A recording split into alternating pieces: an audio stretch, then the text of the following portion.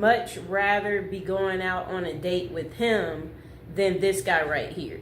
Okay? Yes, that guy right there, he's not as handsome. The guy that assassinated him is so much more handsome. And it would be like if someone is like, if he's asking you, if you happen to bump into the guy that assassinated, you know, the CEO on the street, and he asks you out on a date, or he's like, hey, could I hide at your place? You know what? He's so handsome that you would just be like, okay, you know. So what do we really like about this guy? Look, he's young too. He's young.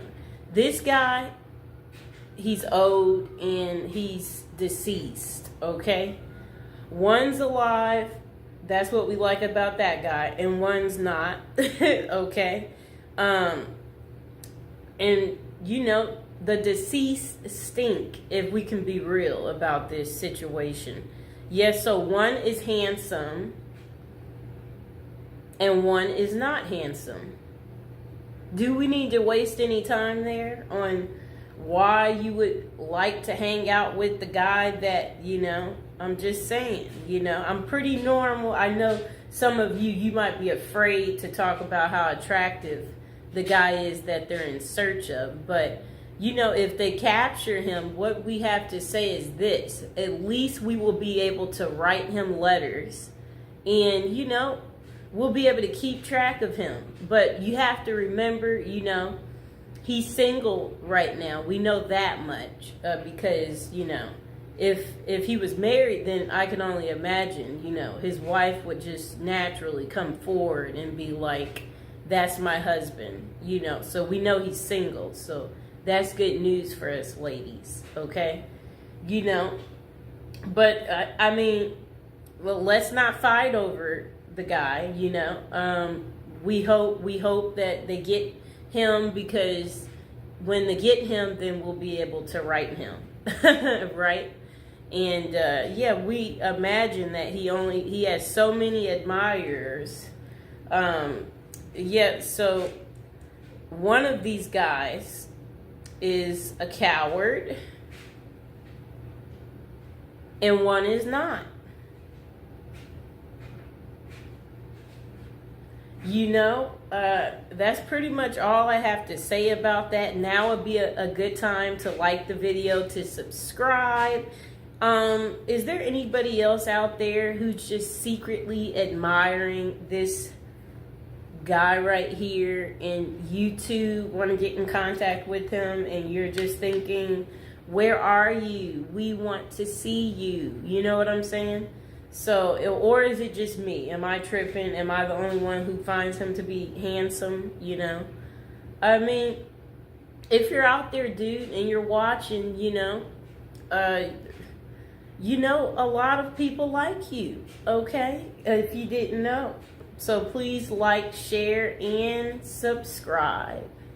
Okay, so again, who would you much rather hang out with? This young, handsome guy? Or would you rather hang out with this old, boring CEO? One's alive. One's not. One's handsome. One's not. One's a coward. One's not. And to the guy, if you are out there and you are listening, how does a girl get in contact with you? Okay? I can't be the only one who wants to know, you know. Also, deceased people, you know, they stink. I mean, can we be honest here, people? I'm just saying, you know. This guy, look, he's young, and look, he's got a nice smile on him. You know, this guy right here, he's smiling, but honestly, he's not all that easy on the eyes. Can we just be real for a second? You like me, you would like to hang out with him too, right? If he asked, sneak me in, you would just be like, okay, right? Like, you would just fall for whatever he's telling you to do. And it's not because you should, it's just what would naturally happen. I can't be the only one who is feeling like. And today we're going to talk about Rikers Island. So this is one of the most notorious prisons, and it's located in the East River between Queens and the Bronx in New York City. And also it's where Luigi Mansion is going to be going. Okay, so it's named after Abraham Riken, who bought the island in 1664. The land was eventually acquired by the city in 1884, and a jail was established in the 1930s. The complex covers about 413 acres, and it's at its peak housed around 10,000 inmates, making it one of the world's largest correctional institutions. A diverse inmate population is held inside Rikers, and most prisoners are there temporarily awaiting trial, serving short sentences, or awaiting transfers to other facilities. Rikers Island is notorious for its harsh conditions, including violence between inmates and involving guards. Reports of abuse, neglect, and corruption among staff have been frequent. The treatment of inmates with mental health issues has been a particular concern, with critics arguing that the facility is ill-equipped to handle such cases appropriately. Likewise, the treatment of juvenile inmates is a subject of controversy. There have been calls for more appropriate handling in the facilities for young offenders.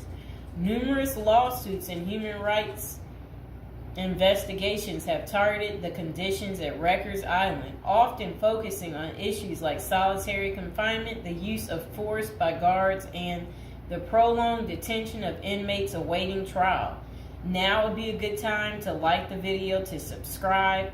And are you guys enjoying the prison series? Do you like hearing about all the different prisons, learning with me together? If so, go ahead and comment below. So, when visiting Rikers, journalists and prison reforms discovered temporary holding cells described as covered with rotten food, urine, and feces and blood. Inmates were using plastic sheets for blankets and cardboard boxes for beds. Maggots crawled over everything. Up to 26 men were crowded into a single cell where they used plastic bags as toilets. Prisoners kept in holding cells, which should be used for only 24 hours or less, often stayed there for more than a week awaiting transfer. In that time, food and medical services were not routinely provided. Now let's hear that paragraph again, just a small bit of it. So, this was what journalists had noticed when visiting Rikers Island. The prison reformers discovered temporary holding cells described as covered with rotten food, urine, feces, and blood. Inmates were using plastic sheets for blankets and cardboard boxes for beds. Maggots crawled over everything. Up to 26 men were crowded into a single cell where they used plastic bags as toilets. That does not sound good, does it, people? It's disgusting. So over the years, there have been various attempts to reform Rikers Island, focusing on improving conditions, reducing violence, and providing better mental health care. Amid mounting pressure, activists and political leaders have urged the city to close Rikers Island. In 2019, the New York City Council voted to close the jail completely by 2026, intending to replace it with smaller, more modern jails located closer to the city's main courthouse. I hope you guys enjoyed the video. Please like, share, and subscribe. Welcome to our prison series. Today we are going to give you an update on P. Diddy and what his Christmas is going to be looking like. This is prison episode number 41. Welcome. If you're new to the channel, don't forget to like the video and don't forget to subscribe. Okay, so Sean Diddy Combs, this will be his first Christmas in jail, and it includes a basketball tournament and a holiday meal. Enough, Mr. Fox. A judge denied Diddy his third attempt at bail following a court hearing. while he awaits a federal XX trafficking trial. Okay, so let's see what else they have to say. So, all right, his holiday meal, that sounds nice.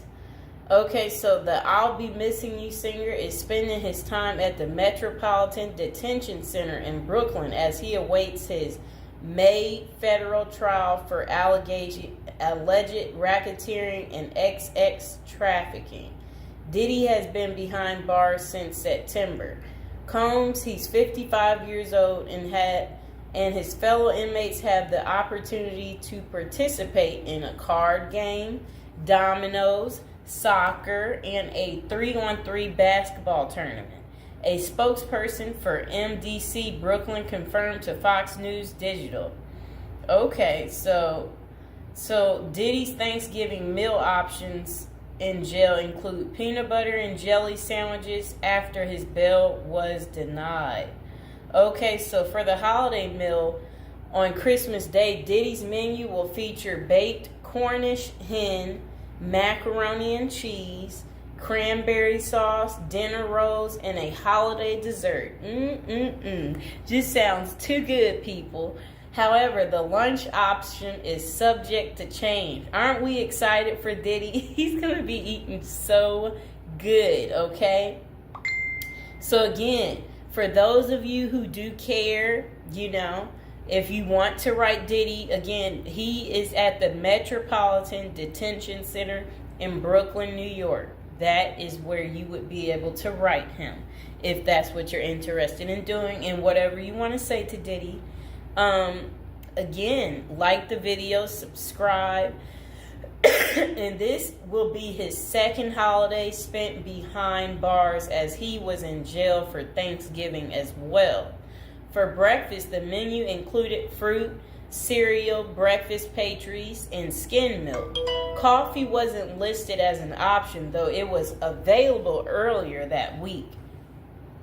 So lunch was served as the Thanksgiving meal for Combs and his fellow inmates, with a turkey roast, mashed potatoes and mixed vegetables, cranberry sauce, turkey gravy, dinner rolls, and butter.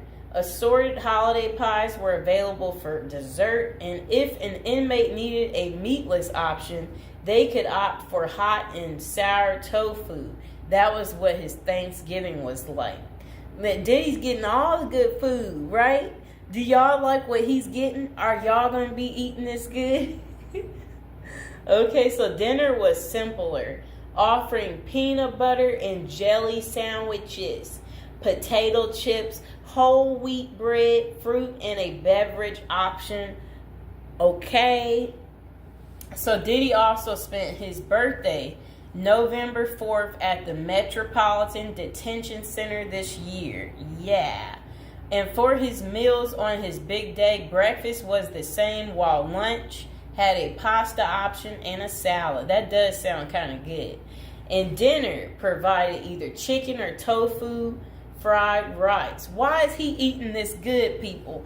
Why is Diddy eating so good? We don't want Diddy eating like this. We want Diddy to have like butter bread, and then butter bread next to butter bread, and burnt up hot dogs. We want him to have burnt up hot dogs. That's what he should get. We want him to get stale potato salad, and then spoiled rice, right? Like stuff like that. For the homeless guy I talked to the other day, he hated spinach, so maybe that's what they need to give him. Give him some spinach. I don't like beans, so feed Diddy beans. So he can be on the toilet all day, right, people? And again, now would be a good time to like the video, subscribe to my channel. Okay, so Combs was charged with racketeering, conspiracy, and trafficking by force, fraud, and corrosion, and transportation to engage in prostitution in an indictment unsealed on September 17th. If found guilty, he may face a minimum of 15 years behind bars or a maximum sentence of life in prison. What do you think it's going to be, you guys? So, Sean Diddy Combs pleaded not guilty in September, and a judge set his trial date for May 5th. So mark the calendars, y'all, for May 5th so you can see what's going on with Diddy. You know, is he guilty? Is he not guilty? We're going to have to wait and see. So authorities say Combs ran a criminal enterprise through his businesses, including Bad Boy Entertainment, Combs Enterprises, and Combs Global, among others. He used firearms, threats of violence, verbal and emotional, physical, and lots of other abuse to fulfill his sexual desires, according to the unsealed indictment previously obtained by Fox News Digital. The disgraced music mogul has fought to be released from jail pending trial 3 times, and his most recent attempt denied was on November 27th. Diddy had offered up $50 million to wait for his trial from his home on Star Island, but prosecutors insisted that the musician was a threat to witnesses and victims. Okay? So I hope you guys understand why his bail kept being denied. So again, this is Diddy's first Christmas behind bars. How do you think he's taking it? Do you think he's made friends yet in prison? Do you think he's concerned about our friend Jay-Z, or do you think he doesn't care? Or do you think he's going to speak about something, letting us know what's really going on? So I will see you guys next time. Please like, share, and subscribe. Welcome back to our prison series. We are on episode 40, people. We're getting up there. Okay, so what's Christmas Day like in a high security prison? And this is coming from someone that spent 21 years in prison. So they said, of course, Christmas in prison isn't like Christmas out there in the real world. But at the end of the day, it's still Christmas, and the effort is made at some institutions to make inmates feel the holiday cheer. The person said during their 21 years of incarceration at 7 different federal facilities, they witnessed the whole spectrum in regards to what inmates and staff were willing to do during the holiday season. A lot of inmates didn't care. It was just another day on the calendar to them. They were more interested in gangs and drugs and politics and making moves. The same with the staff. Some correctional officers and administrative officials could care less. They were there to do a job, and Christmas didn't come into the equation. But Christmas in prison can be special if the staff and inmates cooperate to make it so. Prison life is bleak and stark. Even the hardcore convicts need a little Christmas spirit. It helps to lighten the mood, let everyone relax, and even put their guard down for a minute. The following is what I experienced at the various institutions I was housed at during Christmas time, and how it differs from the life on the outside. It was never super special, but it helped to break the routine. And okay, so then they said presents. Getting presents in prison is frowned upon. You always hear the stories of the XX predators putting candy on the new inmate's bed. And if that new inmate takes the candy, well, you get the picture. Anytime someone gives you something in prison, it immediately makes your radar go up. Like, what is this dude's angle, or what is he after? That means there is no secret Santa or gift exchange in prison. A secret Santa present on your bunk might mean someone is trying to make a move on you in a way that you might not want. If someone did that to me, I would be out on the tier trying to find out who it was so I could beat them up. And now would be a good time to like the video and to subscribe to the channel. Are any of you out there going to be in prison for Christmas? Or know somebody who's in prison for Christmas? Maybe put some money on their books so they could get some candy. Okay, but saying all that, the staff does give out Christmas bags every year, and that is a big event. It's a big bag of candy with Reese peanut butter cups, Hershey's chocolate bars, honey buns, grandma's cookies, and much more. Yum. Honey buns, grandma's cookies. Okay, so a nice bag of exclusive items that you don't normally get. As soon as the staff gives out the bags and then unlock the doors, it is a pandemonium on the tiers as the block turns into the New York Stock Exchange.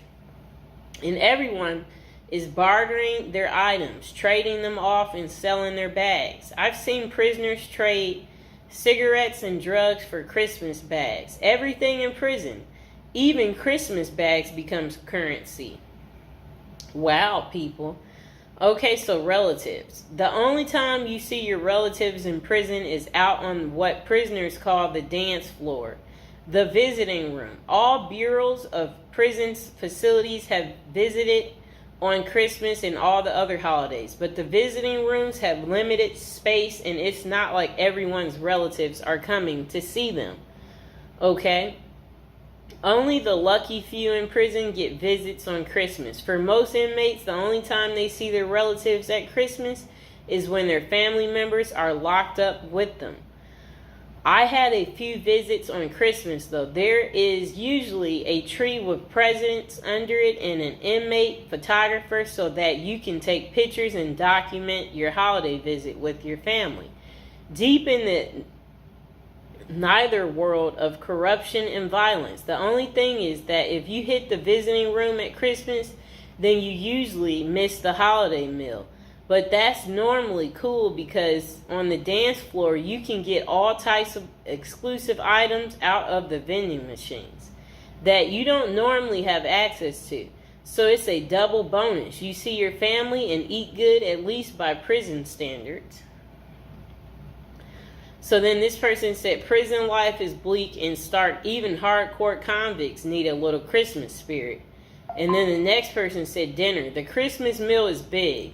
It's one of the only times of the year where the chow hall actually makes an effort to give you a decent meal. There will be corn, stuffing pie, and big Cornish hen. They fill your tray up to capacity and you are allowed your feast. Isn't that good? But the big feasting comes afterwards as the kitchen workers smuggle everything that isn't chained down back to the units.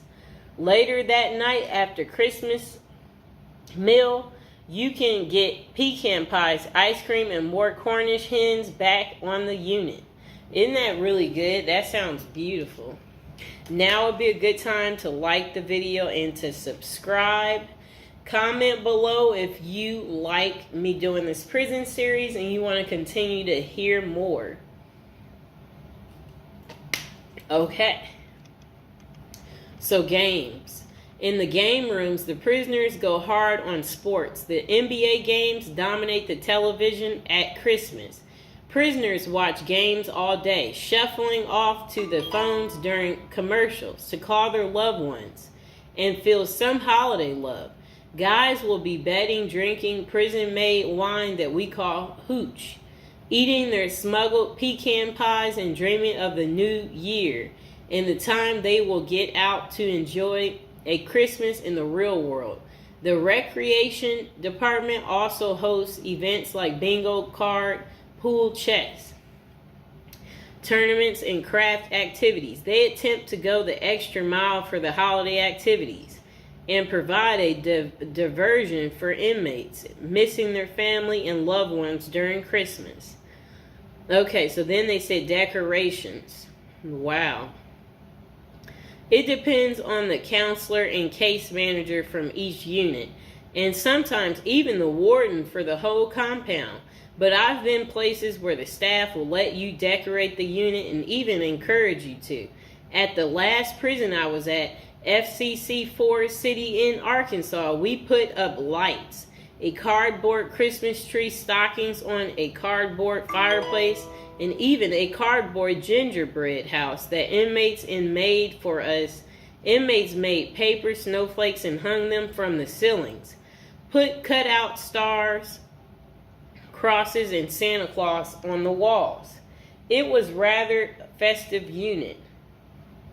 My bunkie even made a little cardboard Christmas tree that he put on his locker. He painted it and rigged it up a light. At the top, that looked like a star that shined in our cell brightly. Every night for my last Christmas in prison, it wasn't that bad. And now would be a good time to like the video and to subscribe.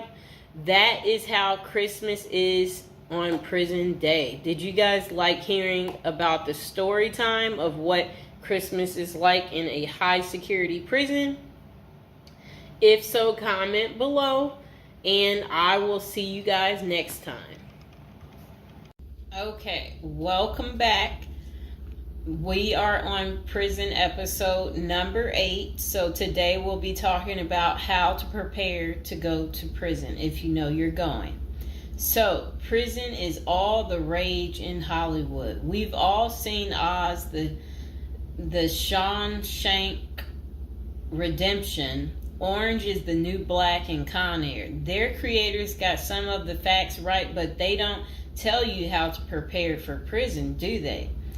If you're going to prison, our goal is to help you in your preparation for incarceration journey. So that's what we want to talk about to help you out. And if you're interested in learning more about prison life and how to prepare, they said online they have a copy of a book. It's like a little pamphlet, Federal Prison Handbook. And if you guys really need it, go ahead and comment below. And while you're thinking about it, subscribe. And, I should be able to include some type of link below to hopefully help you. I hope I don't forget to put it down below. Or consider hiring Zukis Consulting Group to assist you in preparing for going to prison. Whether you will serve 6 months or 6 years, the tips discussed below will help you prepare for your time in prison. You can also book a free initial consultation to speak with a prison preparation coach today. For those with little experience with the criminal justice system, the notion of time behind bars can feel overwhelming. It can feel as though there is nowhere to turn, and any information you read online seems to contradict other information you've seen. We've included useful basic information below on preparing for prison to cut through all the misinformation. So they had created, it looks like a table of contents. So I'll read the table of contents. How to prepare for prison. Going to prison. Steps to successfully prepare for prison. Learn about federal prison. Federal prison facilities. Minimum security prisons. Federal prison camps. Low security prisons. Medium security prisons. High security prisons. United States Penitentiary. USPS, Administrative Security Prison. Research your Pacific Prison.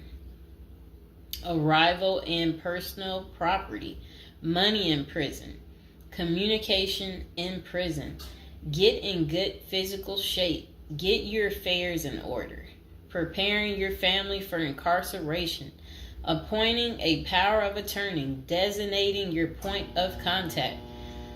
Resolving your medical and dental issues. Creating a list of contact details. Authoritative information about going to prison. Life in federal prison. Stay out of prison politics. Keep yourself busy. Wow. Find purpose. Stay clean. Avoid discussing your charges. Learn the rules. Be polite and respectful. Have a good attitude. Don't struggle with how to prepare for going to prison. We're here to help. If only Diddy had this.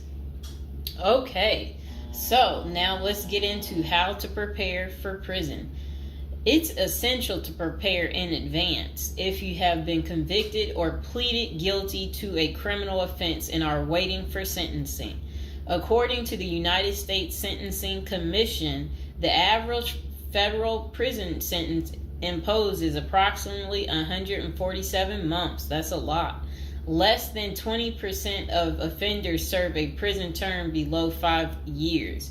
This means no matter the nature of your offense, your confinement to federal prison will likely disrupt your normal life for a minimum of a couple of years.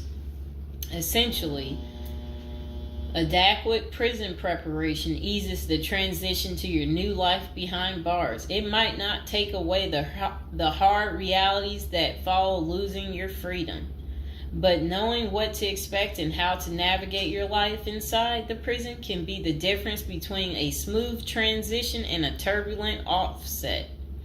Losing your freedom is hard enough, especially for your emotional and psychological well-being. Thus, managing any preventable hardships or mishaps can go a long way in promoting your mental health while serving your sentence.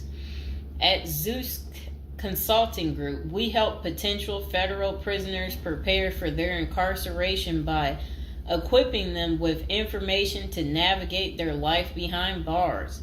Our criminal justice system largely fails to reform convicts. Hence, if you are keen on going through your sentence as smoothly and as quickly as possible and transitioning back to an active life afterward, we are here to assist you.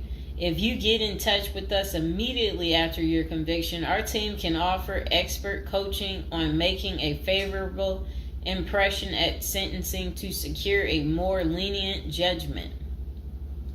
In addition, we coach our clients on how to live a meaningful life during confinement by cultivating their abilities, keeping them out of trouble, and developing an excellent record. These are essential factors that can enhance your overall life in prison and improve your chances of serving a shorter sentence. Okay, now let's get to the part talking about going to prison, steps to successfully prepare for prison. At the Zuski's Consulting Group, they walk through the various steps you need to take adequately to prepare for a smoother transition in your life in prison. Generally, criminal conviction comes with potentially life-changing consequences, and the period before incarceration is the hardest for most people and their families. We understand you may be stressed and anxious about what lies ahead. For this reason, we are committed to providing you with essential coaching that you can implement immediately to get you ready for custody. Let us take a look at some of these preparing for incarceration tips. Learn about federal prison. Depending on the nature of your offense, the court might order you to self-surrender, or you may go into the custody of the U.S. Marshal Service. Whichever way, you need to arm yourself with knowledge on what to expect in the federal prison you report to. This means reading quality prison preparation books and speaking with a knowledgeable advisor who has ideally done substantial prison time in the system where you will be incarcerated and at the same security level. So if you know someone who has served as much time for you as the same charge that you have, that's the mentor you should be talking to and linking up with to learn more about what prison life might be like. Okay, so it says the Federal Prison Handbook, the definitive guide to surviving the Federal Bureau of Prison, is the best book for this. We tell it like it is and do not offer false promises to scare you into opening up your checkbooks. Take this step seriously. You must build an informational foundation to make good decisions in prison. Federal prison facilities. There are over 100 federal prisons across the nation, and they operate at 5 different security levels: minimum, low, medium, high, and administrative. The security levels are determined by features such as security barriers, presence of external patrols, detection devices, guard towers, type of inmate housing, cell or dormitory, staff to inmate ratio, internal security measures. Below is a rundown of the features of each of the security levels. Okay, so it says minimum security prisons, federal prison camps, dormitory housing, low staff to inmate ratio, limited or no perimeter fencing, work and program oriented, prisoners with less than 10 years remaining plus minimum violence history. Okay, so that was for minimum security prisons, which is federal prison camps. Okay, so low security prisons mostly is dormitory or cubicle housing, higher staff to inmate ratio compared to minimum security prisons, double fenced perimeter, strong work and program offerings. Prisoners with less than 20 years is what low security consists of. Medium security prisons, mostly cell type housing, higher staff to inmate ratio compared to low security facilities, strengthened perimeters, wide variety of work programs, greater internal controls, all types of prisoners but with less than 30 years remaining on their sentencing. So the minimum is for, again, people who didn't commit the worst of the worst. And then low security, same thing, less than 20 years. Well, they're not the same thing, but and then medium means like you're going to be there a while, but you'll be there less than 30 years. Okay. High security, okay, is United States Penitentiary, USPS, single and multiple occupant cell housing. Highest staff to inmate ratio, highly secure perimeters, close control of inmate movement, all types of prisoners, but sex offenders and informants are highly likely to be victimized. Administrative security prisons. Administrative security federal prisons have special missions, for example, pretrial offender detention, treatment of seriously or chronically ill offenders, confinement of escape-prone, violent, or extremely dangerous inmates. So that's administrative security prisons. So, all right.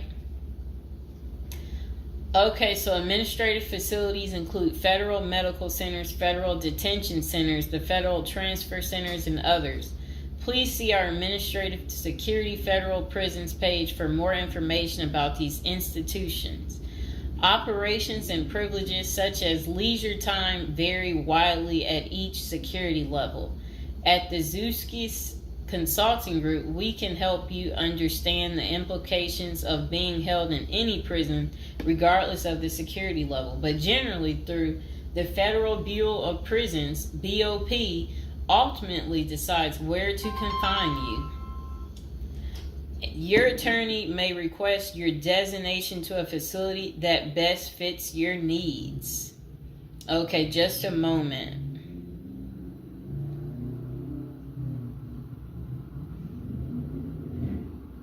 I'm trying to figure out how do I'm going to this. Let's see.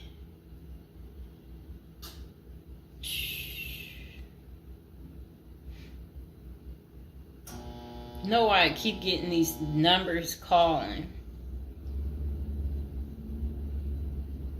Okay, back to where we were. Research your Pacific prison. If you are ordered to surrender, go to our federal prison profile section and locate the Pacific profile of your upcoming prison. Once there, you can read about the particular prison and life therein. You can also download the Prison's Admission and Orientation Handbook and commissary forms. These will provide an overview of opportunities available at the prison and protocols for education, recreation, housing, health, psychology services, and more. This is a valuable Prison Pacific information that can be very helpful in your journey in preparing for incarceration. Okay, so arrival and personal property. Whichever prison facility you are designated to, prison staff from medical case management and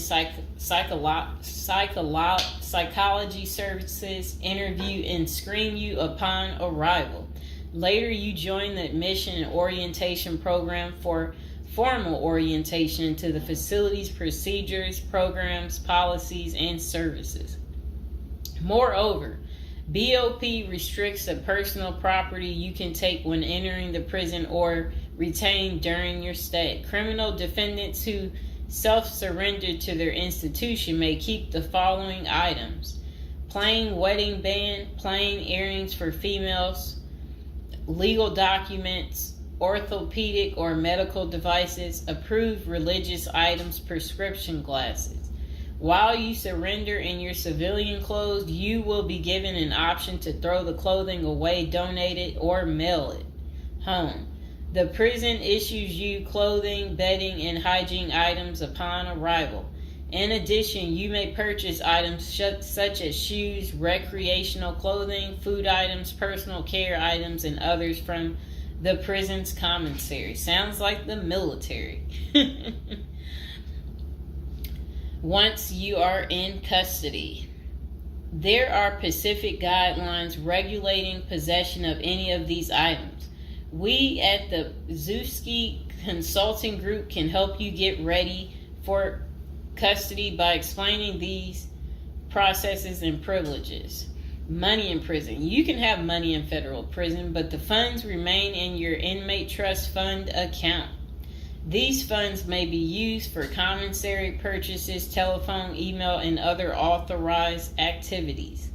Appoint someone you trust to act as a business or financial manager.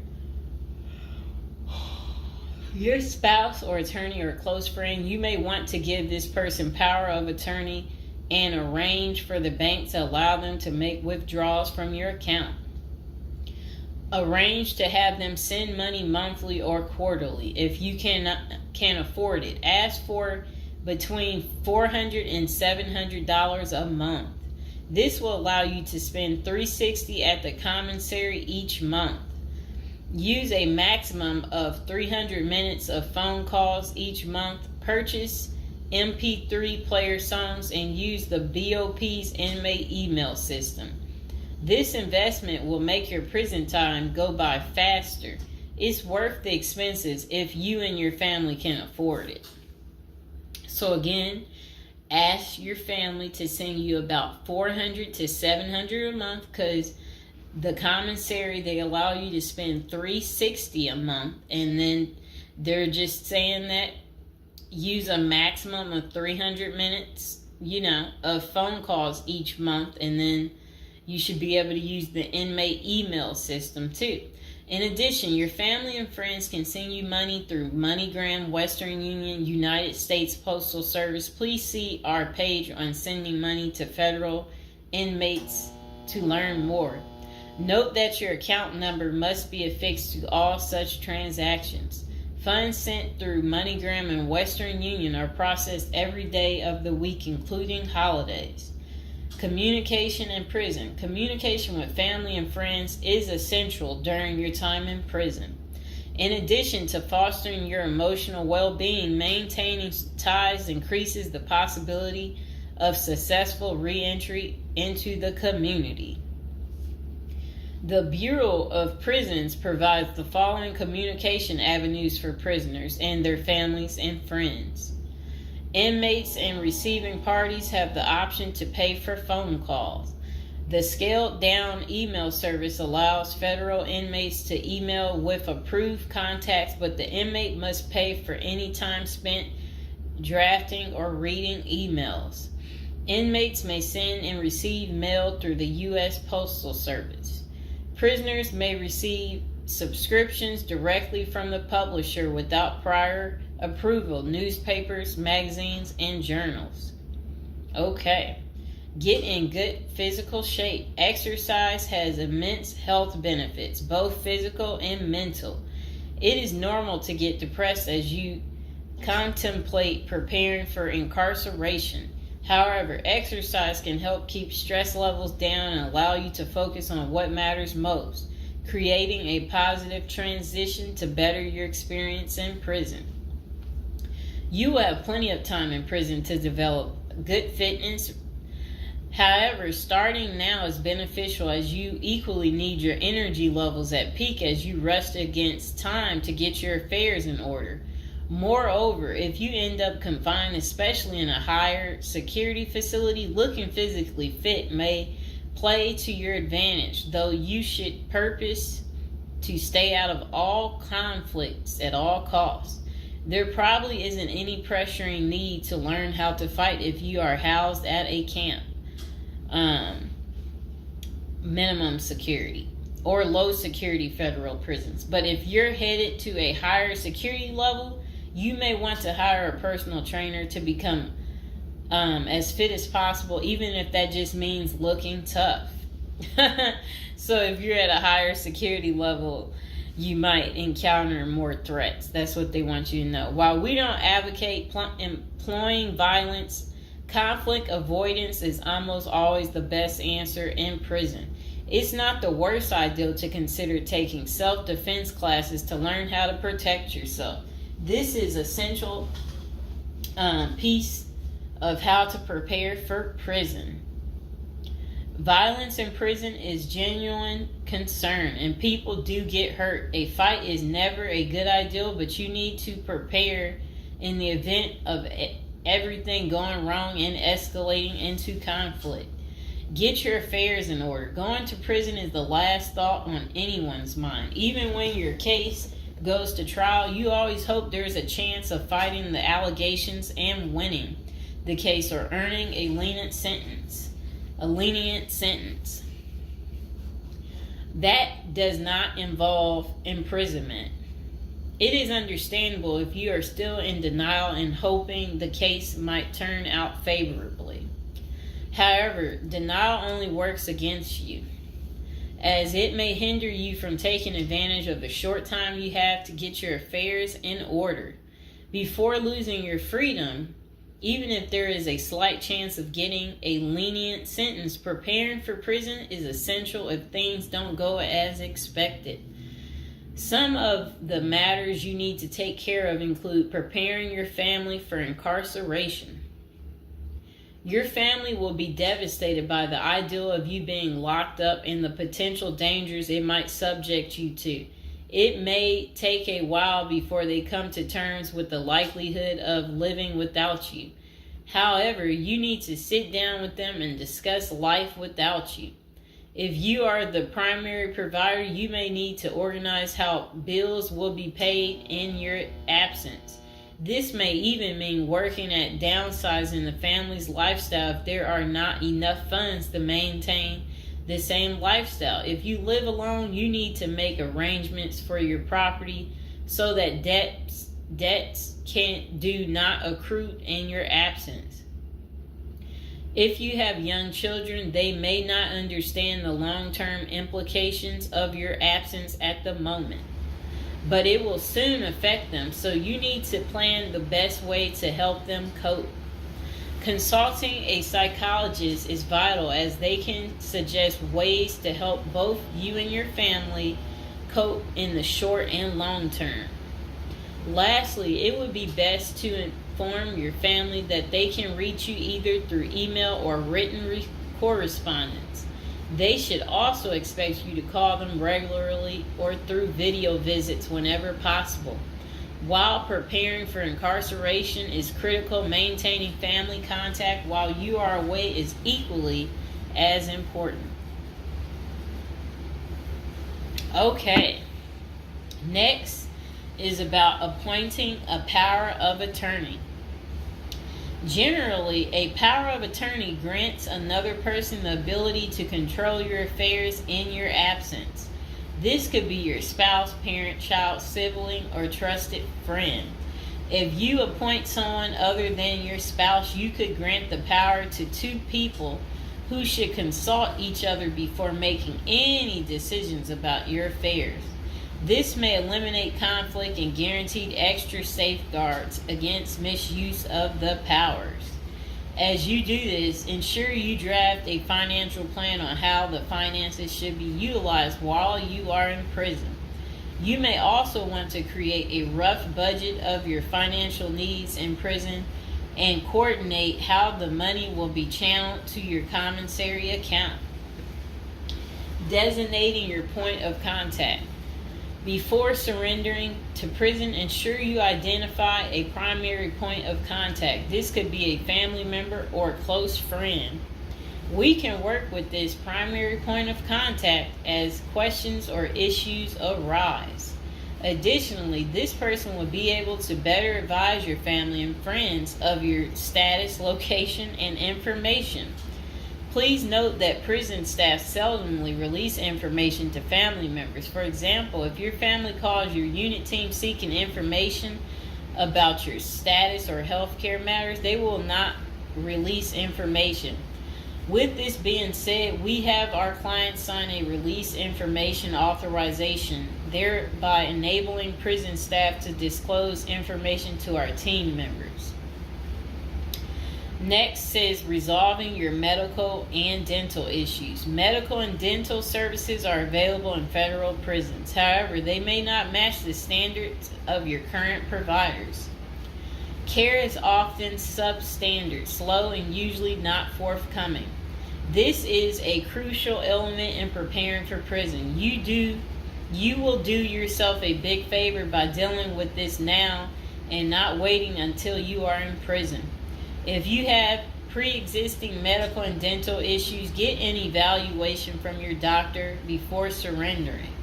Likewise, it can be a very good idea to update your glass prescriptions and resolve any dental matters before surrendering.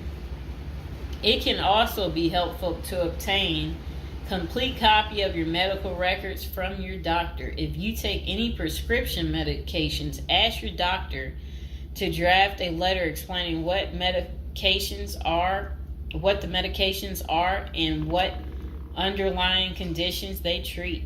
While you can submit these documents to your prison's health service upon arrival, our team can also use these in cases of prison staff not adequately treating medical conditions.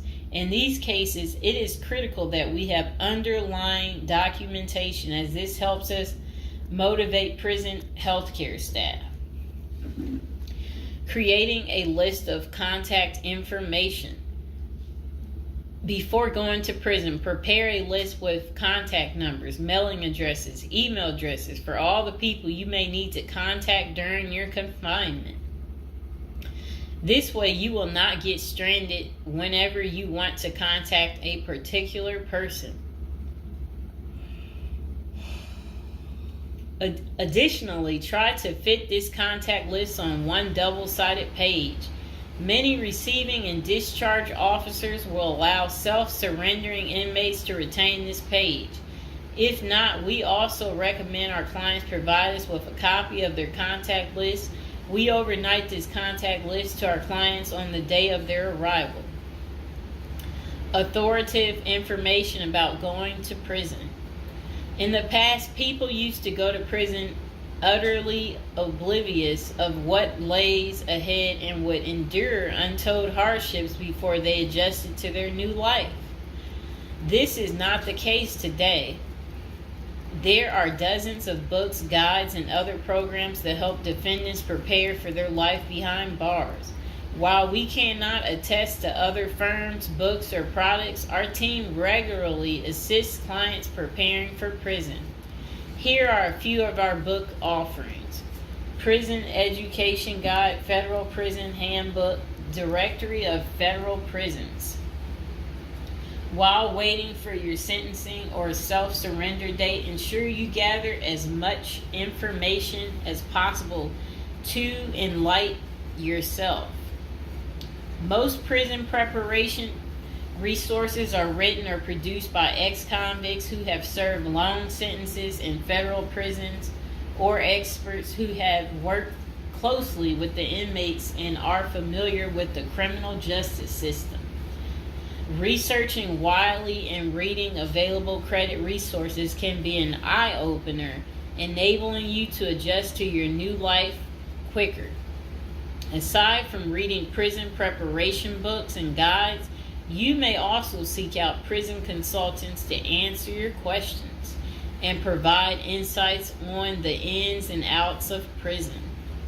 For instance, at Zeus Consulting Group, we help criminal defendants develop strategies to prepare for prison and successfully reintegrate into society. Our objective is to help you develop an informational foundation to make good decisions once in custody. Life in federal prison. Before commencing your federal prison sentence, you need to know how to prepare for federal prison with a survival guide and tricks. Assuming you have gathered as much information as possible about what your life in prison will be like, here are some tips to enhance your experience.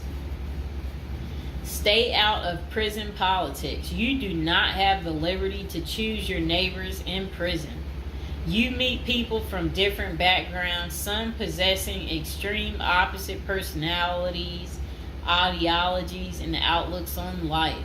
Despite the sharp differences, you may have to share the same facility for years. In ideal circumstances, people should embrace diversity, but not so in prison. Conflict of interest and prison politics are the order of the day. However, it helps by maintaining a low profile throughout your stay. Otherwise, if you indulge in politics and things turn ugly, it may compromise your chances of coming out unscathed. Keep yourself busy. Federal prisons require medically able inmates to work. As soon as you arrive, ensure you find a job that you will enjoy.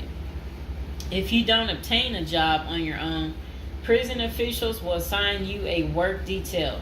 We advise our clients against this approach since it often means working long hours in the kitchen. Some examples of the positions you may want to consider include plumber, inmate orderly, food service, warehouse, groundskeeper, painters. While some of these prison jobs require long hours, others are no-show jobs where you sign your name on a sheet and leave. While federal prisoners are paid for their work, wages tend to be meager. For example, federal prisoners typically earn 12 cents and 40 cents per hour. These funds are deposited into your commissary account, which you use to buy personal items. I'll repeat that again. Oh, sit down, Mr. Fox. Sit down. Sit down, baby. Prisoners typically earn 12 cents and 14 cents per hour. Okay. Okay, that's crazy. So when in prison, find purpose. A period of incarceration equals a lot of available time on your hands, which can be positive or negative. It's your choice. Many positive activities in prison can help you find purpose in life, even help you improve your circumstances upon arriving. College correspondence courses, writing, exercising, and teaching in the prisoner's education department are just some examples of many activities you can become involved in, which will give you purpose. This purpose will help carry you through your sentencing. Okay. Pursuing a purpose during your time in prison can make your stay more meaningful and manageable. For example, you can learn a new trade, write a book, discover philosophy, find spirituality, or purchase other professions. Likewise, we help many of our clients further their education behind bars. Whether you are interested in college or career-based studies, our team can help. Okay. In addition to keeping yourself busy and avoiding falling into a depressive state, finding purpose behind bars may equip you with relevant skills for successful re-entry into the community upon your release. This is critical. If you work, you are prepared for a period of incarceration.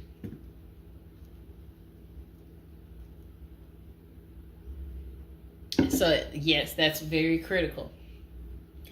Thinking through potential activities is a critical step in figuring out how to prepare yourself for jail. How you find purpose is up to you. One of our clients, a doctor before his incarceration, spent his time helping those who need physical therapy. Find something that works for you. It is a good idea to put a plan in place so you can focus on the day of release from the time you enter. Avoid discussing your charges. When first entering prison, many inmates receive the prison 411. Other inmates want to know who you are, your criminal charges, your sentencing, and other relevant information. Whether someone tries to bully this information out of you or a friend in prison asks, do not fall into the temptation to disclose your case details. Many things can go wrong if you do so. For instance, a fellow prisoner could make a deal to serve less time in exchange for the information, especially if the details are incriminating. Also, the nature of your crime might cause you to be victimized, especially for sexual-related charges. Please contact us at the Zeus Consulting Group if you are concerned about these types of disclosures. We help clients charged with all manner of criminal offenses develop a strategy for addressing these sensitive matters. This is especially important for clients charged with sexual offenses or who have testified against others for a sentence reduction. Stay clean. However tempting the ideal of using drugs in prison may be, you should steer clear of them. This is a key area for in-prison conflict among fellow inmates. Likewise, inmates caught drinking alcohol or using drugs are often severely sanctioned. While this can be an appealing avoidance avenue, especially when struggling with depression, this is not the answer. Our team can help you develop better coping mechanisms. No matter how deep you descend, keep in mind that drugs are not the solution. If anything, they are likely to aggravate your mental condition. Always remember there are far better coping methods such as remaining physically active, finding purpose, keeping in touch with family and friends, if possible, and seeking professional counseling. Moreover, no matter how smart you are in concealing drugs, it is only a matter of time before the guards catch you. And when that happens, it may spoil your efforts of maintaining a clean record and dash any hopes you may have for an early release. Getting addicted also raises the chances of being indebted in other prisoners, bringing you into deep trouble and potentially making your life in prison intolerable. Learn the rules. Ignorance is no defense for prison rules, for prison rule violations. Even if you did not know they existed, breaking rules in prison can get you into serious trouble. Educate yourself as much as you can about the prison system, and particularly your upcoming prison facility. If possible, obtain a copy of the official rule book and read it thoroughly. And note, the team at the Zeus Consulting Group regularly defends clients in prison disciplinary hearings. Our team can research the underlying incident, draft a statement for you to issue to the disciplinary, and manage all internal appeals challenging a conviction. Then it says, be polite and respectful. Prison staff is often overworked and inmates tend to be depressed or otherwise dealing with personal issues. Since serving time in prison is often unpleasant, practicing active conflict resolution techniques is important. Tempers are likely to flare quickly. and you do not want to step on anyone's toes. As a general rule, being polite and respectful is the best way to survive in prison, while reducing headaches and other interpersonal conflicts. Even when a staff member is unreasonably demanding, avoid engaging in actions that might make them feel challenged. Being polite and respectful can go a long way to making your time more manageable. Next thing is to have the right attitude. The moment you enter prison, your life takes a turn. You might lose friends, family outside of prison. Even those you did not expect to abandon you may just do that.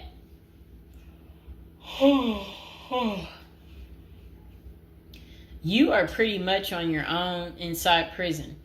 Other inmates may try to take advantage of you. Going to the guards for help is often a bad idea, and that can have serious repercussions. With such a gloomy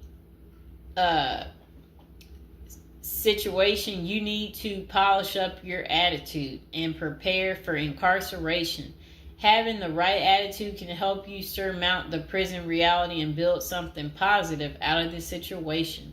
The team at Zeus Consulting Group can help you prepare for the experience to come and plan for the unexpected. Prison time doesn't mean a death sentence, quite opposite. It says if you lost your license because of a criminal conviction, they can help you launch a new career. Okay. So they're just saying basically, there's no reason you can't leave prison without a degree or a better prospect for the future. Don't struggle with how to prepare for prison. It says that use the Zeus Consulting Group and let them help you. Okay, because they're basically saying prison is never easy. They said they know what awaits you in prison and the tactics you can employ to have a smoother life behind bars. Going to jail or prison is never easy, but with directed effort, you can lead a productive life during this experience and after. Okay, so that is pretty much how you prepare if you are going to prison. If you've watched this far, type in the comments below this far, and I hope you enjoyed the video. Please like, share, and subscribe. All right, welcome to episode 18, and I hope you guys are enjoying the weekend. It's the start of it. Now, we are back to talking about, our prison subjects, and we are back to the love topic. So, the article we're reading today, it's about love again. And it's titled, Terrible Crimes That Couldn't Stop These Ladies from Loving Men Behind Bars, okay? So some women find love online, while others focus on those who have been in a lineup. So it says, Bloomberg reporter Christy Smith made headlines in December when she revealed she had quit her job and divorced her husband after falling in love. Okay, so I guess she fell in love with the prisoner.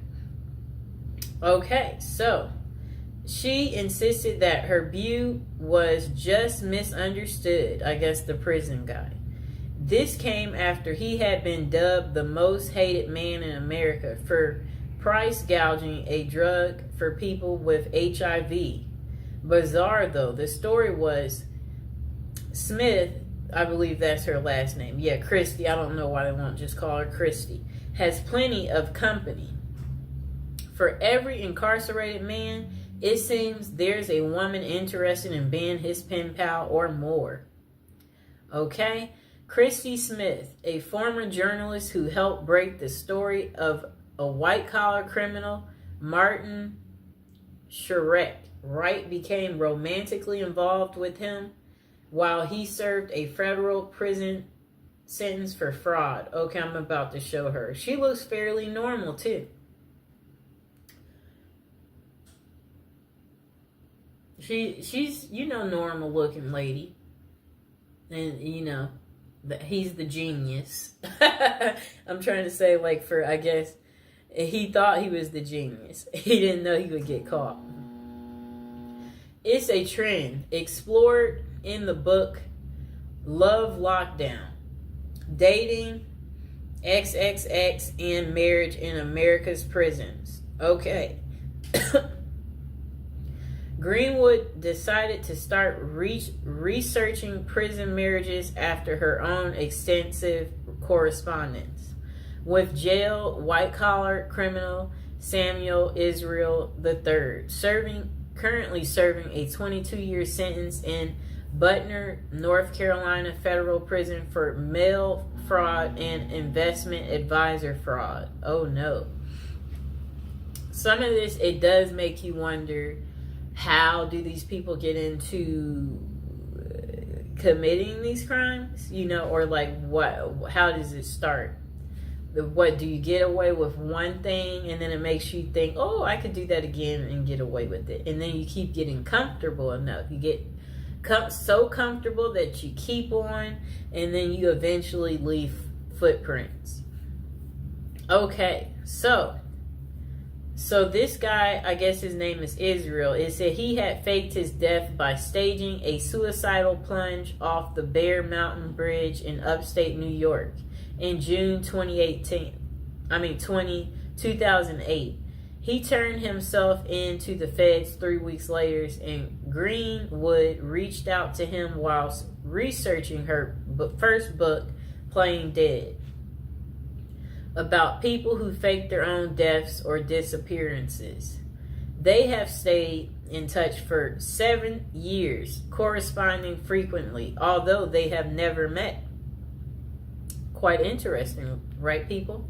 I think we know people like this, where you're online friends, and for whatever reason y'all stay in touch. I don't know what that's about, why people want to do that. Because it's I don't want to do it, so I don't know why people want to do it. Okay. Throughout the half dozen years I've known Sam, he has gone from my subject to my stalker to my friend, she writes, nodding that the correspondence helped her understand the laser-like attention an inmate with little to do can lavish on a lady. For her latest book, Greenwood followed the lives of 5 couples who met while one of them was incarcerated. Okay. I don't know what that means.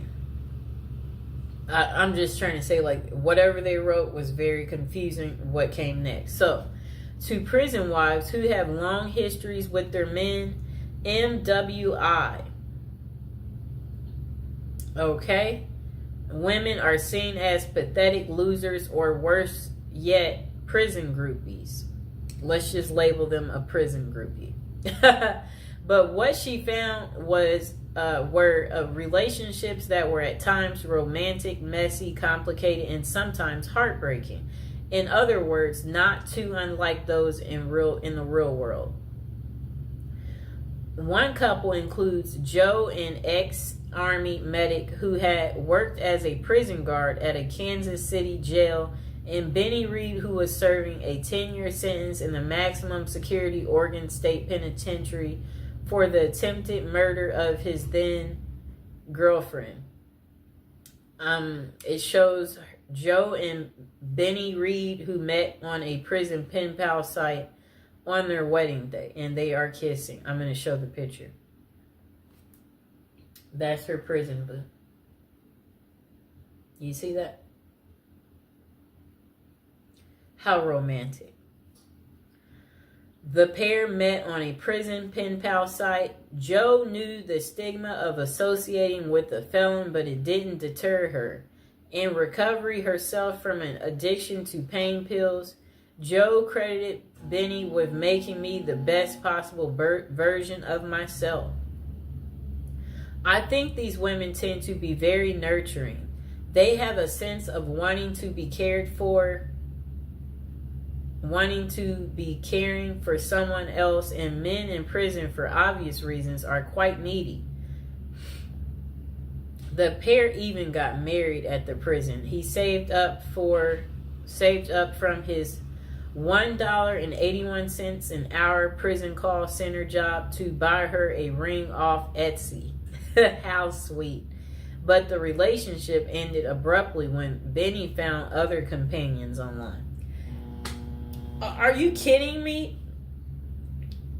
He still left her while in prison. That's crazy. It says, yeah, that's crazy. Oh my gosh. Wow.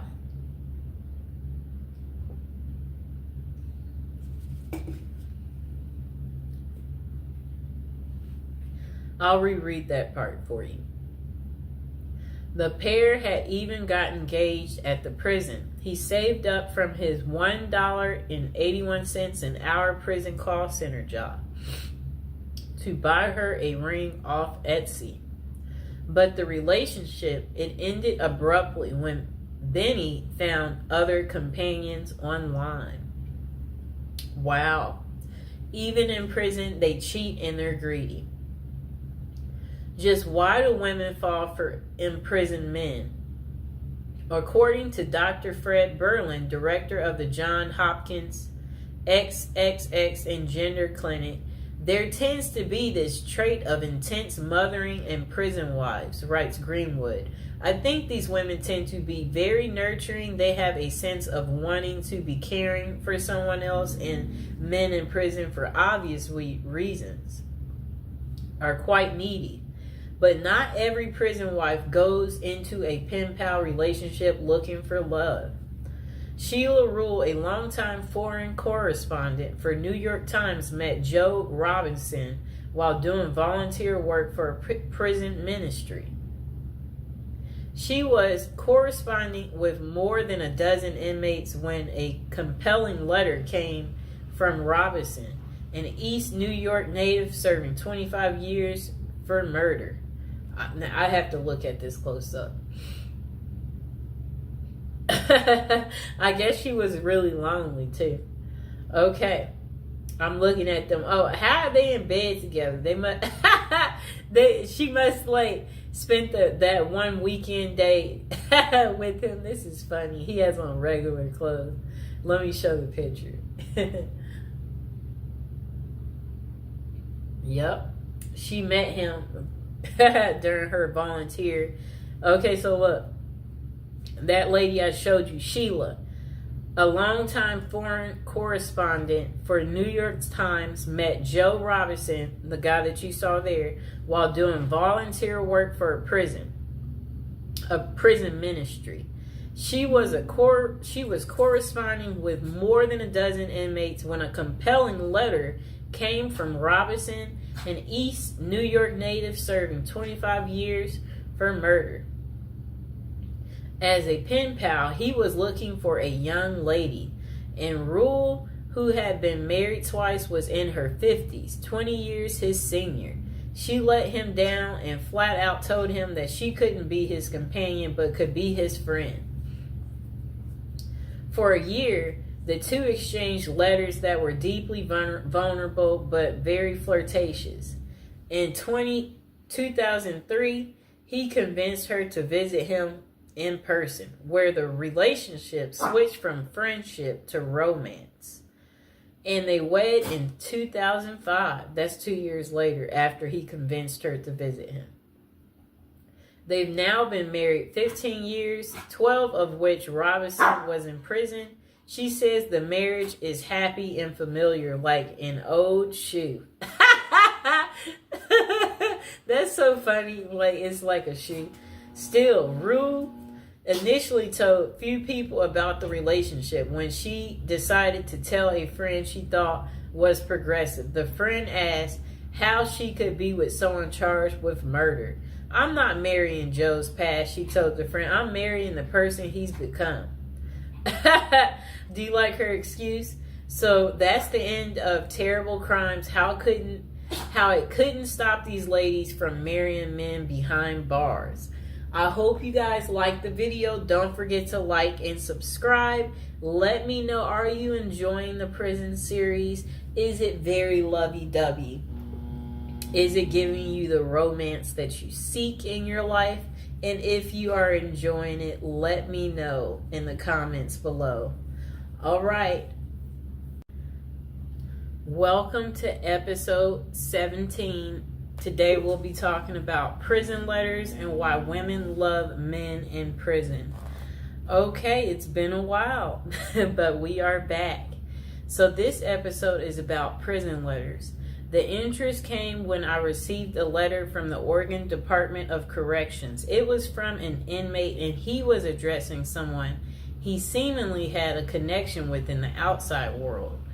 The handwriting was perfect. The words flowed very well, and he clearly was trying to reach out to a woman who most likely lived in my home before me. Though the letter never reached the person it was intended for, it did spark significant questions, such as why do prisoners attract women so well? Does real prison love exist, or is it all a scam?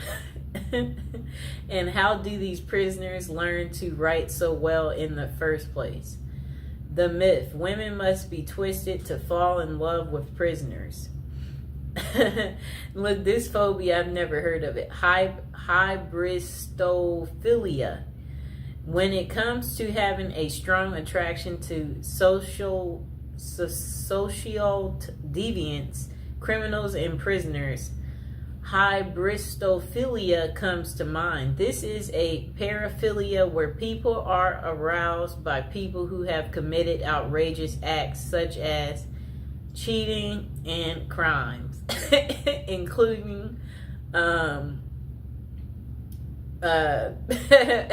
R word and people who are murderers. The thing that makes this so interesting is that it is different for everyone. Some are more passive about it while others are aggressive.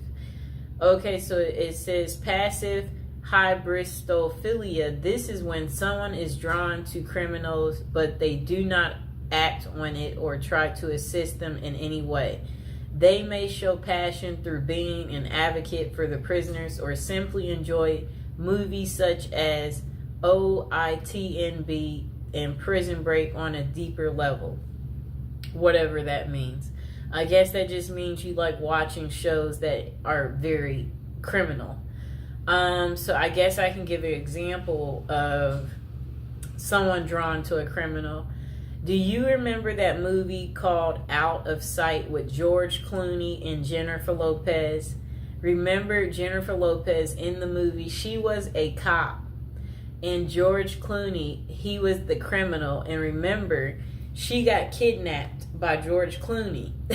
They created a romantic movie out of this situation. And J-Lo, she, had no man in her love life, very good looking woman, and then here is this criminal that kidnaps you, and he's very handsome, okay? And you're just like, I'm finally getting some type of cool excitement, and you're like, look at this criminal. Like, why would I tell on this criminal? I'd never get this level of fascination. That's how J-Lo felt, So, yeah, like at the end of the movie, they were trying to catch him. And the other cops asked her, did you see him? And she kind of like froze, like, because she's wondering, do I tell them? Because she is at work and she is in uniform. She's a cop. And she's like, no. Like, she's not going to rat on him because she fell for the criminal. And before that, her and George Clooney, remember, he's a criminal and he's on the run. And she's a cop. So, he had her number, so what happens is the criminal contacts you. Look, the criminal contacts you. You're at home and you're sleeping. The criminal contacts you. And then you wake up because it's the criminal. And then when the criminal is contacting you, that's when you're like, you're all ears because you don't know when you'll ever talk to this criminal again because he's calling like private. And you're enjoying this because you're like, where are you? I haven't I haven't heard from you in a while. I'm surprised to hear from you. That's what happened to her. He randomly calls, but she can't call him back because I understand this clearly, especially when you don't want to get caught in some type of way where I'm like, you know what, I want to be friends with that person, but they know this and that, so that could be bad, where you just, you have to think about certain things where you're like, it might not be the best to that's kind of what the criminal was feeling, because he knows at the end of the day she's a cop, and it's her job to bust people like him and put them behind bars. So anyway, they had their secret meetup in the movie, and their secret meetup, where they went out to dinner. They both was just, it was a night to just enjoy one another, talk to each other, clarify, yes, so why haven't I heard from you? And then he's like, well, blah, blah, blah, blah, blah. And then they had their one night of passion. It was an unforgettable, I guess, moment. That was her one night of fun. And then that was pretty much the end of it, and then she didn't hear from him anymore. Like, it was a really, really good movie. Probably one of her best movies. Okay, so look, back to aggressive. The next one's called aggressive hybristophilia. This is where trouble can arise. These are men and women who proactively help the criminal they are attracted to. This means they could lure victims in, cover for criminals, bury bodies, and other severe acts. Bonnie and Clyde are the perfect example of this type. I'm trying to think, do I know of one like this? Where men and women help the criminal they're attracted to. This means they could lure victims in, cover for criminals, bury. Okay, I'm trying to think. That one I can't think of. It's not a fast one that just comes to me. Okay, so why do so many prisoners / criminals in relationships? The answer is quite simple. It is a mixture of hybristophilia, the desire for excitement from their mundane lives, the long distance passion, and the fantasy of it all makes people drawn to that lifestyle. In fact, there are over 40 different websites that cater to prisoner dating, such as meetaninmate.com. And then potential consequences. Though it would be nice to have a happy ending every time, there are significant consequences from dating a known criminal. For example, a book called Dream Lovers: Women Who Marry Men Behind Bars. Jacqueline Wilcox Bailey talks about a real-life incident. Two sisters walked out of their long-term, boring relationships to get with prisoners. When those men were released, one of the sisters was murdered, and the other was beaten and tortured, which sent her supposedly posed lover back to jail. I think they mean prison. With this as a possibility, always be aware of the dangers you could be subjecting yourself. If you decide to follow that journey, with that being a solid case, does that mean that all prison love is fake and they are nothing but predators? Then they said myth. There is no such thing as true love in prisoners.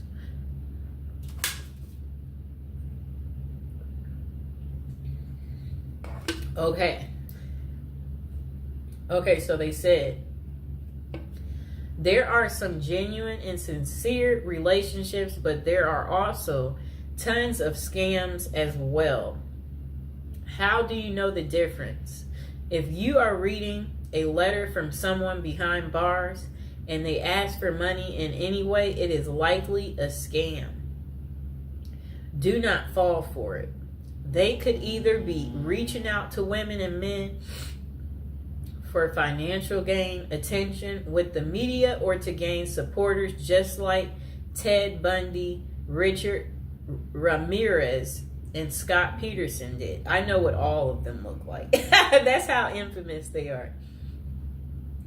For the record, serial killers such as those noted above are less often associated with scams and writing letters. You may think that they are great at manipulating, but that is not the case with them. They get away so well with murders and crimes because they are bold, always act like they have nothing to lose, and never overthink what they are doing. With an IQ of below average, more love letters come from non-serial killers who are much smarter and think things through better.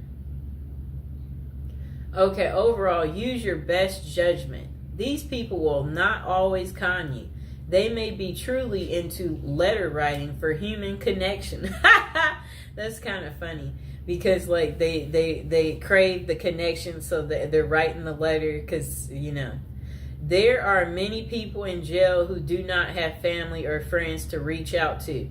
So they turn to pen paling to feel involved, valued, heard, and feel like they matter.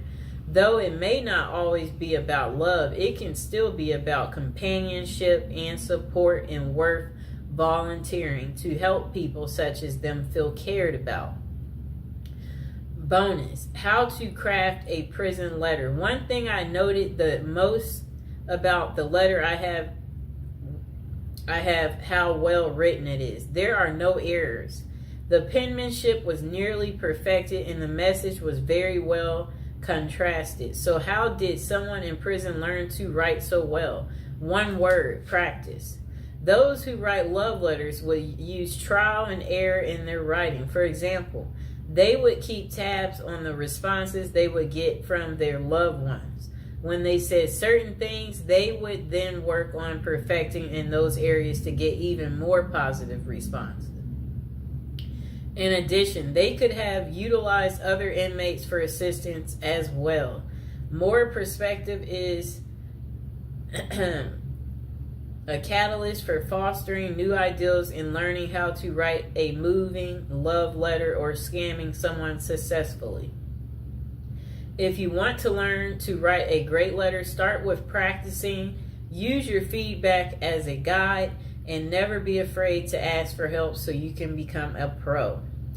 And the final thought: falling in love with criminals and prisoners is hyperbristophilia. Though having this characteristic is a passive sense is fine. Seek help if you feel like you will act on those passions.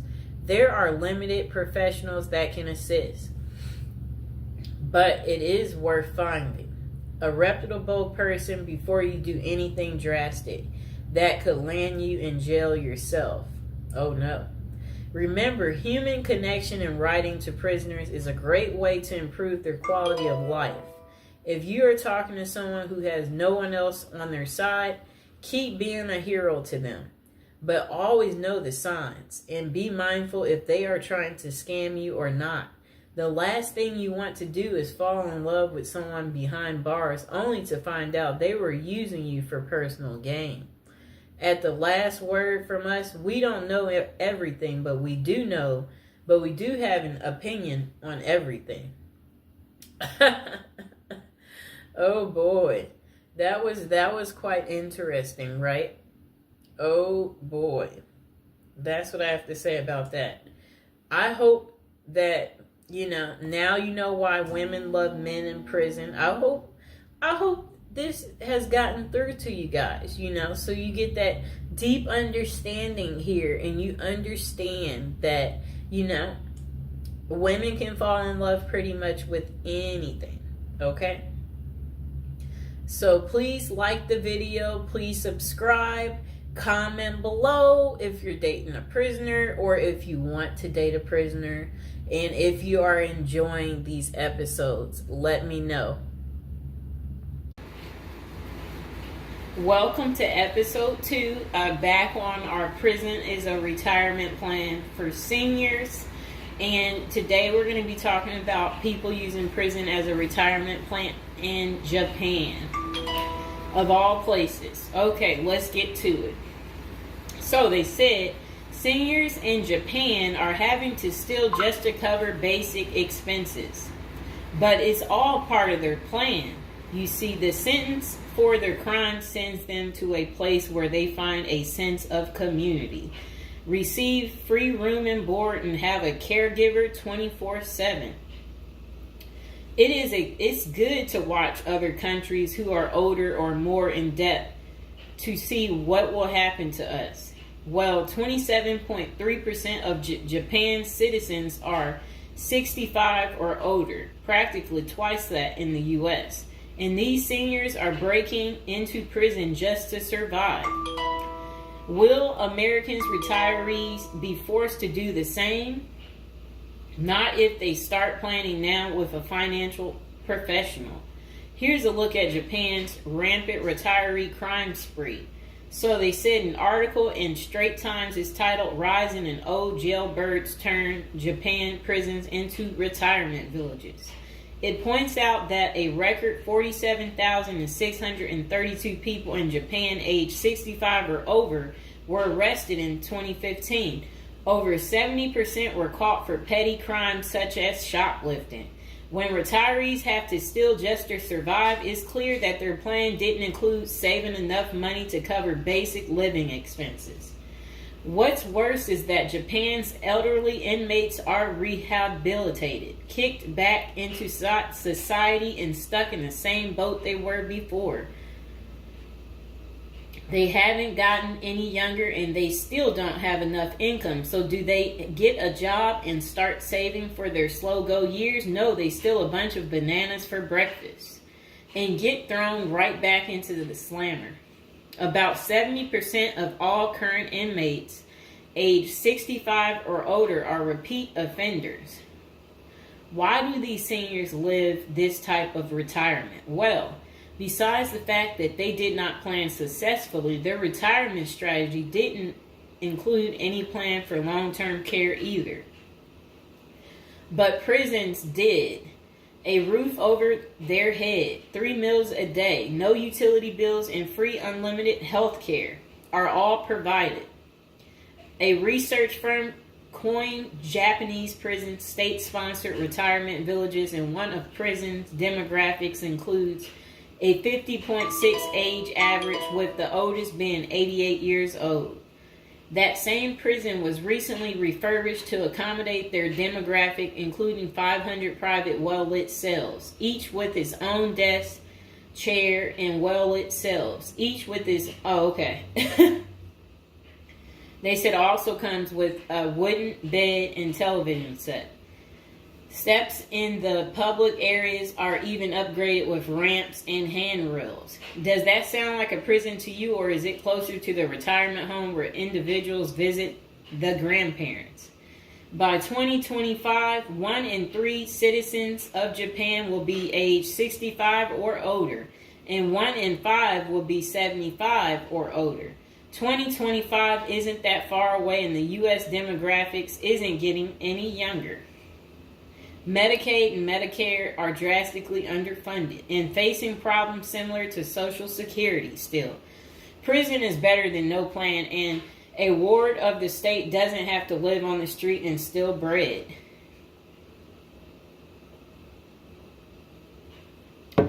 Okay, so that was pretty much the end of that. Do you guys feel sorry for them? Do you agree with it? Is this still your plan, your retirement plan, since you didn't plan? Or is it your backup plan? Is your plan A, plan B, plan C? Well, we will do another video about this coming up. Just be patient, and we will get to it, and we will find out if prison is going to continue to be the perfect place for you to retire. And again, if you're watching from prison or you were recently in prison, don't be afraid to like the video, subscribe, and comment below. Bye. Hello, welcome to our first episode. We're going to do a little storytelling about, prison, different subjects every day. Okay. So now we're going to be talking about people using prison as a retirement plan. It's a little odd, right? I mean, but The previous day, I was doing videos on like retirement type of situations for people, and I was so shocked. So people were like, they ran out of money, and then they were like basically saying that their retirement plan, since they have no money, is to commit a crime so they can try to figure out how to pay, like, so because they said they can't keep paying anymore because basically they don't have enough money and they didn't make the right choices when they were younger. Okay, so let's get into people's opinions online talking about prison as a retirement plan. Okay, so this person said, hypothetically speaking, of course, that said, I think prison as a retirement plan might be sound. 3 square meals, climate control, a bed and medical care, a decent library, assuming hardened criminals don't mess with the old guy, and relatively quiet time to read or write. Interesting. I think you could shop prison systems like you would a retirement home and commit the crime in the appropriate manner. Then this person said, help me understand how prison would be worse than a retirement home or sitting in front of a TV. And they're trying to say, yeah, prison doesn't have the costs. And here's Mr. Fox making his appearance like he usually does. You no longer have to pay taxes or have any costs associated with retirement. You can be completely reckless and not save up money to support yourself in old age, and you can enjoy life now. If you are lucky, you can work in the hobby shop all day making license plates. You can be terrible at that and still get food. You don't have to listen to an old lady nag every day. Before you argue that you won't be able to visit your kids, how many old people wait hopelessly for visits that never come? Card games in the yard, puzzles, crafts. You might even be able to paint or play music. I bet you could even find a personal trainer to keep your fitness up. There is always the outside chance you can get away with the crime and extend your reckless spending until you finally get caught. This could be the Gen X answer to the Social Security crash. Oh, I like what they're saying because, they try to say Social Security will be gone for us once we reach a certain age. And I believe them. Because plus, we constantly hear about them talking about they're going to get rid of Social Security. So, might be true. So we got to plan ahead, right, you guys? So maybe I should take up tattoo artists as a hobby to prepare so I can get some extra smokes and a serving of Jell-O. Now, what crime do you commit and at what age? Embezzlement seems a solid choice, but I think you might need a life sentence to make this work. And then it says that it would be messed up to get kicked out of prison. Seriously, not serious. I don't think people get kicked out of prison. I think they get, if they have good behavior, I think they can possibly get out. Okay, so it says maybe a Fed club, laughing out loud. And another person said they liked that post. They said, that's a nice thought. Then the other person said, what do you mean? That would be a problem for me because it's a lack of freedom and privacy. And the next person said, crazy but interesting concept. I have heard of the homeless committing crimes just to get off the street. And the courts read right through it and cut them loose. Interesting. That brisk morning stuff on the freezing stainless toilet and that toilet wine would round out a nice day. Laughing out loud. I guess they know how to make toilet wine. I think I would rather be in prison than homeless. If things were really bad, go on a robbery spree and hide the money for when you get out. Ha ha ha ha ha. And if you were to ask me, which would you rather do? Oh, that's terrible. Be homeless on the street or be in prison. Prison wins hands down on this one. The guaranteed bed and the guaranteed meal. The library, the friends when you get your free time, I'm just saying. I don't think the cold streets are for everyone. Okay, so this person said, I'm guessing these are also an issue in a retirement home, except you still pay taxes and rent. I have to guess, but gawking the old guy is not going to be high on the list of pastimes for convicts. Spider is so, wow, I don't think we want to say that. Okay, so this person is talking about people being taken advantage of in prison. So we will skip that part because the way they wrote it was inappropriate. So the next person, they showed a big guy and said, don't be wasting no soap, pick it up. So these are the kind of people that you will encounter. Okay, I guess he's the booty bandit. All right. To expand upon this, I would fly to Sweden and then do something at the bank I saw. You know what they was talking about. I saw a documentary on the Swedish prison system. It looked nicer than many retirement homes, laughing out loud. Then this person said, is this like a shining moment like Johnny in the Mountains, laughing out loud? This person said, I'd retire to a dirt cheap third world location before intentionally going to prison. This person said, I was just thinking that maybe I could piece together a few of my old friends and we could have a crew. Then we all go in together. Book club, card games, and coffee every morning. The crime is going to have to be digital because I'm not thinking in my old age I will be agile enough to carry a lot of loot. And then this person said, isn't that tax evasion, white collar crimes, and a pot grower? Heard they have a sweat lodge and tennis courts. I don't know where they have that. Okay, so we had another person talk about how much they love women. So yeah, they said they don't intend on going. Okay, just a moment. I'm gonna get my water.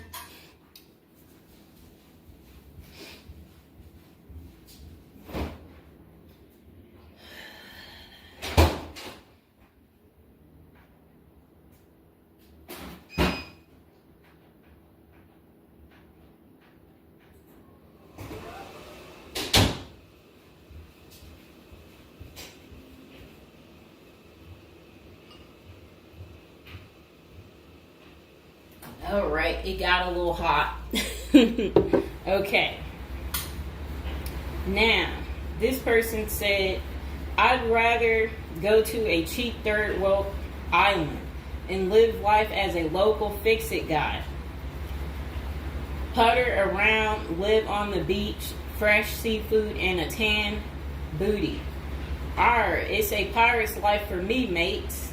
Next person said, I took what looked like a shortcut one morning. And they're talking about something about a prison cop.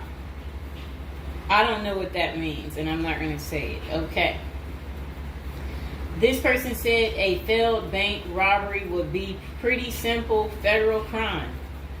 On the other hand, I think even a basic social security check will go pretty far in the Philippines, Mexico, and Colombia. I think they're right for those countries. This person said, my broke buddy is doing okay in Thailand. This person said, I'm thinking about spamming forums with CBD gummy ads. Certainly, committing internet crimes would make it a federal case and qualify them for a federal country club prison. And they said they're currently in beta testing phase. I'll let you know how it pans out. That's really sad. This person wrote this in January of this year. That's sad that this is what the people are doing. Well, at least you know what not to do. And then another person said, well, it worked out rather well for Otis. They showed a picture of some guy. I don't know who this guy is, but that's who they said it worked out for. And then this person said everybody has that one person that they weigh whether or not their demise would be worth a life sentence. And then this person said, well, nowadays all you have to do is agree with Trump, like say over at the Capitol, and post it online. And then this person said, P.S. I hear San Quentin is nice. Happy face. And then they, I guess, posted something about that prison.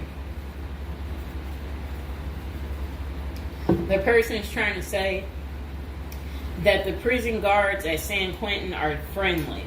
I doubt that.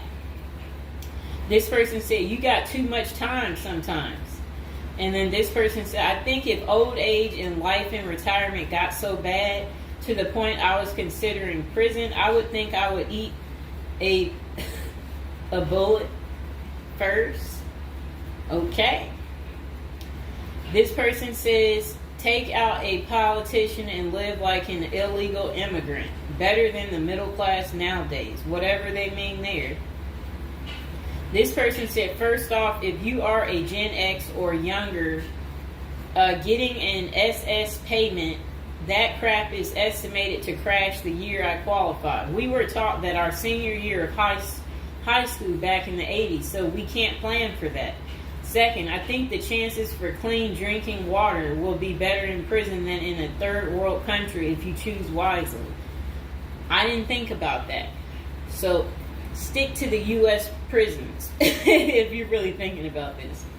It said banks don't keep enough money these days. I think I will be too old to try and take down an armored car. Gotta go with a federal crime that is a light lift, maybe a Ponzi scheme. Does anyone want to pre-order a UTV? Question mark.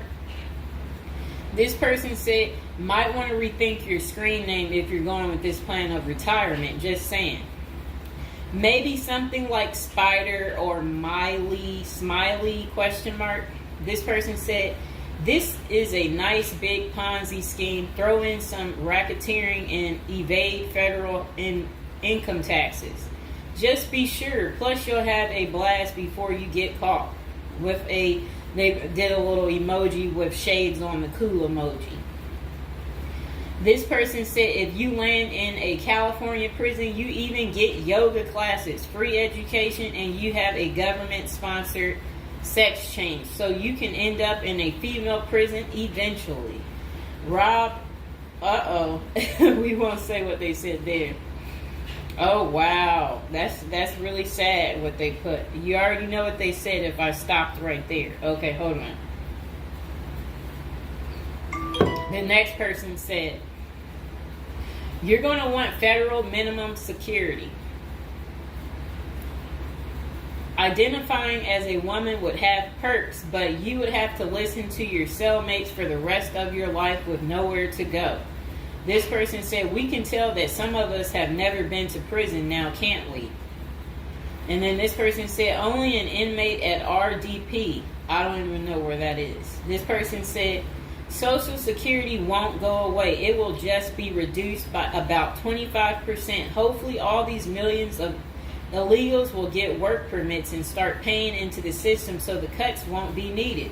We'll still get something, but it will have the purchasing power to get us 2 Jersey Mike sandwiches a week, laughing out loud.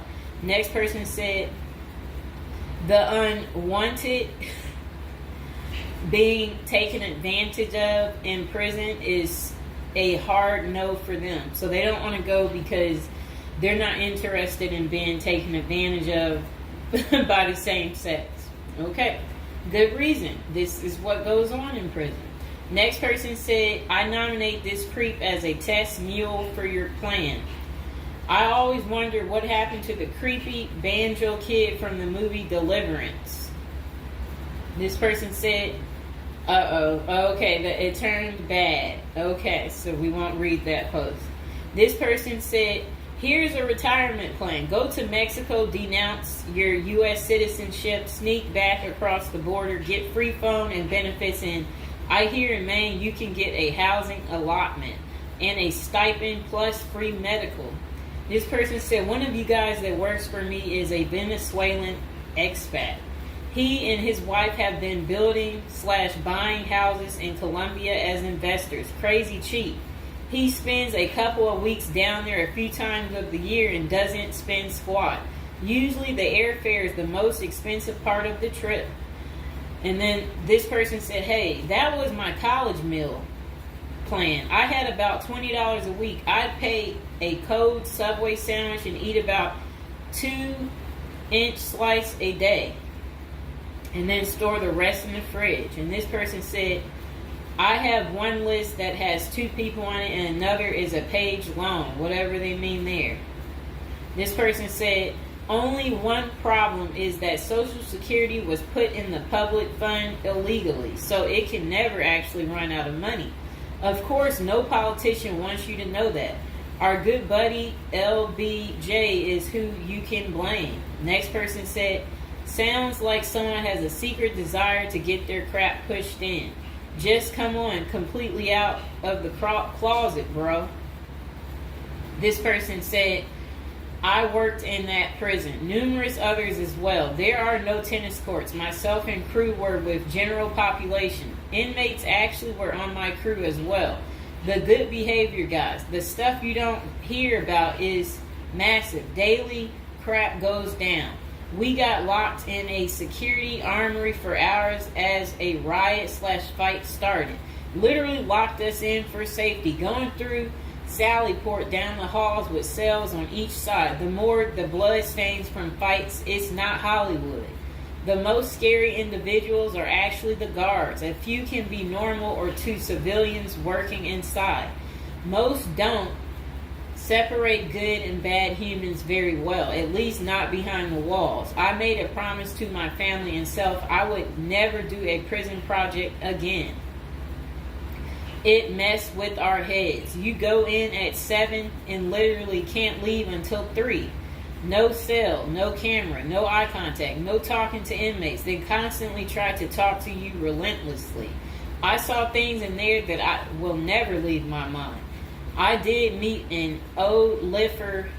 I was taken to the guards' cafeteria for lunch. The cook had been in that same kitchen for 30 years. He was a pretty friendly old guy. He knew he had it good, but hadn't been out of the walls for over 40 years. I have many stories, but I don't tell many, especially on social media. Really, it's not worth the risk of telling.